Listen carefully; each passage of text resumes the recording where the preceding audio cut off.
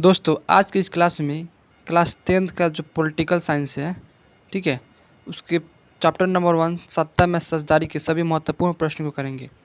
तो वीडियो को शुरू से लेकर अंत तक जरूर देखिएगा, ठीक है।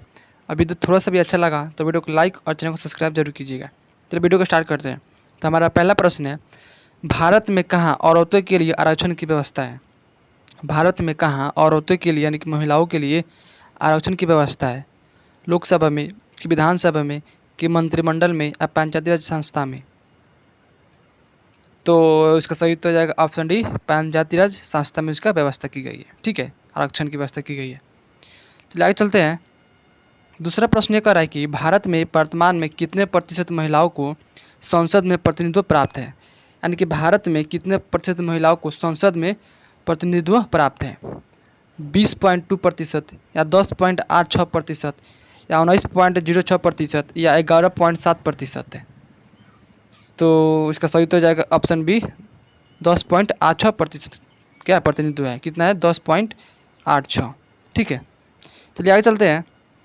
ये सारे क्वेश्चन आपके किताब के हिसाब से दिया गया है, ठीक है। तीसरा प्रश्न है, बेल्जियम के किस शहर के स्कूल में फ्रेंच भाषा बोलने पर रोक लगा दी गई है? यानी कि बेल्जियम के किस शहर के स्कूल में फ्रेंच भाषा बोलने पर रोक लगा दी गई है? ऑप्शन दिए गए हैं कि ऑप्शन ए में दिया है बेलोनिया, कि ब्रुसेल्स, कि मर्चटेम या मोन्स। तो इसका सही उत्तर हो जाएगा ऑप्शन सी, मर्चटेम, ठीक है। मर्चटेम एक शहर है, वहाँ पर फ्रेंच भाषा बोलने पर रोक लगा दी गई है, ठीक है। चलिए आगे चलते हैं। चौथा प्रश्न है, डरबन में नक्सल भेद विरोधी सम्मेलन हुआ था? यानी कि डरबन में नक्सल भेद विरोधी सम्मेलन कब हुआ था? 1980 ईस्वी में, कि 1990 ईस्वी में, या कि 2001 में या 2009 में? तो इसका सही उत्तर हो जाएगा ऑप्शन सी, 2001 में हुआ था। कब हुआ था? 2001 में हुआ था डरबन के नक्सल भेद विरोधी सम्मेलन, ठीक है। चलिए आगे चलते हैं। तो पांचवा प्रश्न है कि अलग अलग भाषा बोलने वाले लोगों के आधार पर सामुदायिक सरकार का गठन करने का अधिकार किस देश के नागरिकों को दिया गया है? यानी कि अलग अलग भाषा बोलने वाले लोगों को आधार पर सामुदायिक सरकार का गठन करने का अधिकार किस देश के नागरिकों को दिया गया है? भारत के, कि श्रीलंका के, कि बेल्जियम के या चिली के? तो इसका सही उत्तर हो जाएगा ऑप्शन सी, बेल्जियम के, ठीक है। चलिए आगे चलते हैं। तो छठा प्रश्न है, इंडिका पुस्तक के लेखक कौन है? इंडिका पुस्तक के लेखक कौन है? मेगास्थनीज है, कि कमल किशोर शर्मा है, कि एस.एम. सिंह है या कोई नहीं है? तो इसका सही तो हो जाएगा ऑप्शन ए, मेगास्थनीज है, ठीक है, जिसकी इसकी पुस्तक है इंडिका। तो आगे चलते हैं। तो सातवां प्रश्न है, श्रीलंका में तमिल मुख्य रूप से रहते हैं? श्रीलंका में तमिल मुख्य रूप से किस क्षेत्र में रहते हैं? उत्तर पूर्वी प्रांत में, कि पश्चिम दक्षिण प्रांत में, कि पश्चिम उत्तर प्रांत में या दक्षिण पूर्वी प्रांत में? तो इसका सही उत्तर जाएगा ऑप्शन ए, उत्तर पूर्वी प्रांत में, ठीक है। उत्तर पूर्वी प्रांत में तमिल मुख्य रूप से रहते हैं श्रीलंका के। तो आगे चलते हैं। आठवां प्रश्न है, ठीक है। आठवां प्रश्न है कि भारत में बहुसंख्यक आबादी है। भारत में बहुसंख्यक आबादी किनकी है? सिख समुदाय की, कि मुस्लिम समुदाय की, कि हिंदू समुदाय की, ईसाई समुदाय की? तो इसका सही उत्तर जाएगा ऑप्शन सी, हिंदू समुदाय की, ठीक है। हिंदू समुदाय की भारत में बहुसंख्यक आबादी है, ठीक है। तो आगे चलते हैं। तो नौवां प्रश्न है, भारतीय संविधान के अनुसार भारतवर्ष को घोषित किया गया है? भारतीय संविधान के अनुसार भारतवर्ष को घोषित किया गया है हिंदू राज्य, कि धर्म सापेक्ष राज्य, कि बहुभाषी राज्य या धर्मनिरपेक्ष राज्य? तो इसका सही उत्तर हो जाएगा ऑप्शन डी, धर्मनिरपेक्ष राज्य। यानी कि इसके तहत भारत में सभी धर्मों को एक समान माना गया है, ठीक है। आगे चलते हैं। तो 10वां प्रश्न है, काले दास्ताने और बंधुई मुठिया प्रतीक थी? काले दास्ताने और बंधुई मुठिया किसकी प्रतीक थी? दोस्तों ये क्वेश्चन बहुत ही इंपॉर्टेंट है, ठीक है। इसको आप वीवीआई कर लीजिए, एग्जाम में बार बार पूछा जाता है। ऑप्शन दिया गया है अश्वेत शक्ति का, कि नीले लोगों की शक्ति का, श्वेत शक्ति का, सभी शक्तियों का? तो इसका सही उत्तर जाएगा ऑप्शन ए, अश्वेत शक्तियों का, ठीक है। तो आगे चलते हैं। तो 11वां प्रश्न है, अमेरिका में अश्वेत शक्ति आंदोलन उग्र रूप से कब उभरा? 1950 में, 1970 में, 1965 में, 1966 में? ये भी क्वेश्चन बहुत इंपॉर्टेंट है, इसको भी वीआई कर लीजिए, ठीक है। तो इसका सही उत्तर जाएगा ऑप्शन डी, 1966 में हुआ था। कब हुआ था? 1966 में, ठीक है। चलिए आगे चलते हैं। तो 12वां प्रश्न है, बिहार की साक्षरता है, बिहार की साक्षरता क्या है?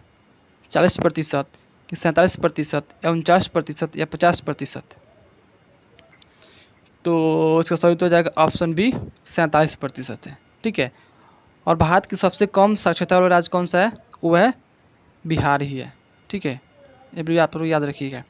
और भारत की सबसे अधिक साक्षरता वाला राज्य कौन सा है? तो हो जाएगा केरल। ठीक है, चलिए आगे चलते हैं। तो 13वां प्रश्न है कि इनमें से किस संस्थाओं में महिलाओं को 50% आरक्षण प्रदान किया गया है? इनमें से किस में महिलाओं को 50% आरक्षण प्रदान किया गया है? लोकसभा में, कि स्थायी पंचायती राज व्यवस्था में, कि विधानसभा में या राज्यसभा में? तो इसका सही उत्तर हो जाएगा ऑप्शन बी, स्थानीय पंचायत राज की व्यवस्था में।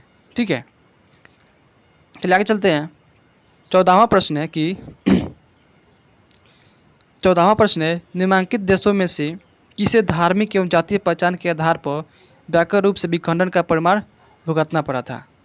यानी कि इनमें से किस देश को धार्मिक और जातीय पहचान के आधार पर विखंडन का परिमाण भुगतना पड़ा था? भारत को, कि नीदरलैंड को, कि यूगोस्लाविया को या बेल्जियम को?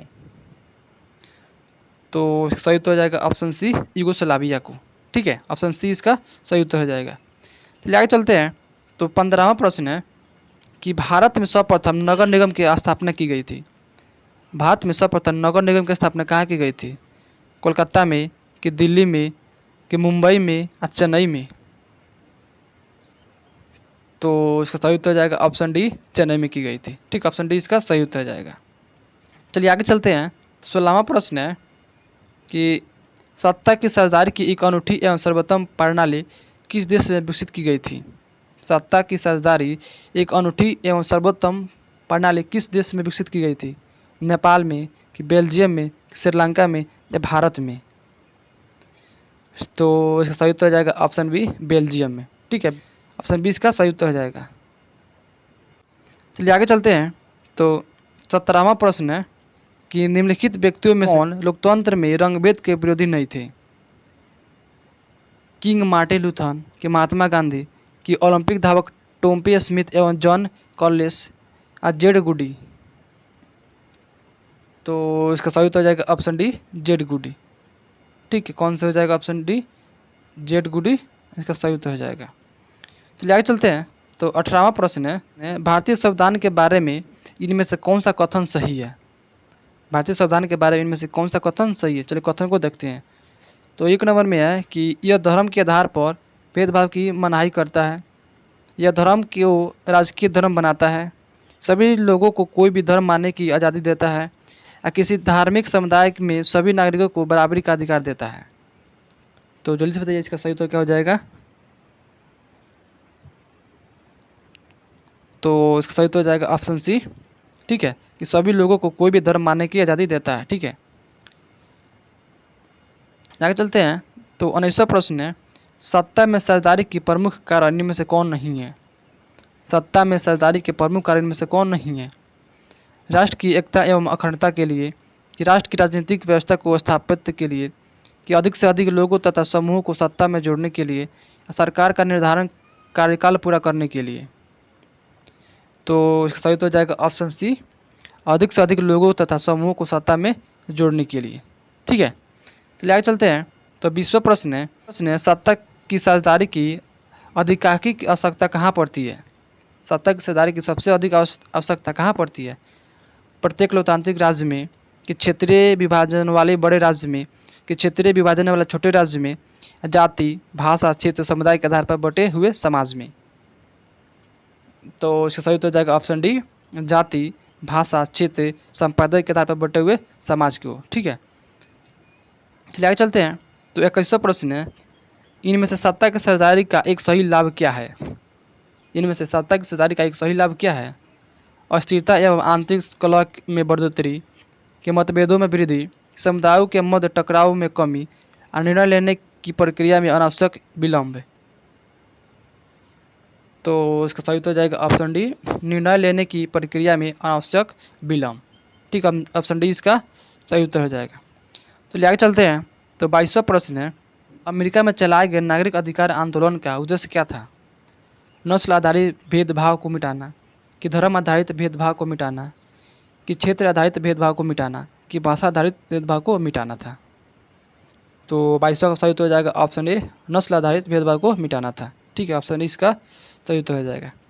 चलिए आगे चलते हैं। तो 23वां प्रश्न है, भारत की वित्तीय राजधानी क्या कहलाती है? भारत की वित्तीय राजधानी क्या कहलाती है?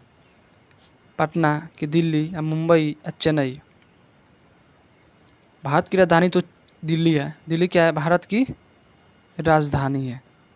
ठीक है, लेकिन यहाँ पर पूछ रहे वित्तीय राजधानी, वित्तीय राजधानी, तो इसका सही उत्तर हो जाएगा ऑप्शन सी, मुंबई है। ठीक है, ऑप्शन सी इसका सही उत्तर है। वित्तीय का मतलब होता है कि पैसा। ठीक है, मुद्रा का राजधानी कहाँ है? तो वह मुंबई हो जाएगा।